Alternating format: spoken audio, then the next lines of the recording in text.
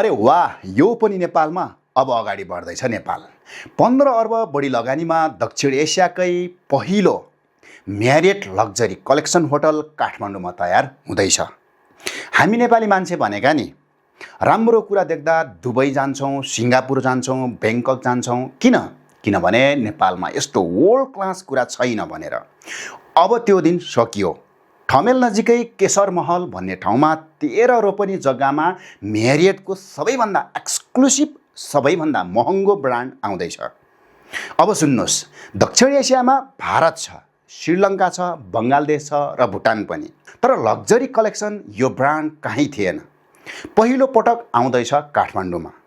अब सबैभन्दा राम्रो कुरा सुन्नुहोस् है त। यो होटल बनाउने मान्छे कुनै विदेशी अर्बपट्टि नभएर हाम्रै गैरवासी नेपाली शेष घलेर जमुना गुरुङ हुन्।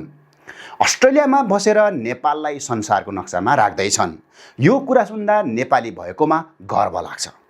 होटलमा 225वटा कोठा छन्। अक्टोबर 2026मा खुल्ने भनिएको छ, मतलब यही वर्ष। ल अब सुन्नुहोस् यसको फाइदा के छ।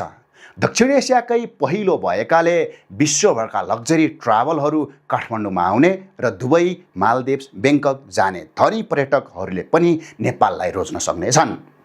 एकै पटकमा हजारौँ रोजगारी सिर्जना हुनेछ र आसपासका स्थानीय व्यापार जस्तै ट्याक्सी, रेस्टुरेन्ट, पसलहरू चाहिँ चम्किनेछन्। सरकारलाई ठुलो ट्याक्स रेभिन्यू आउनेछ। सबैभन्दा ठुलो कुरा त नेपालमा के छ र भन्नेहरूको मुख बन्द हुनेछ।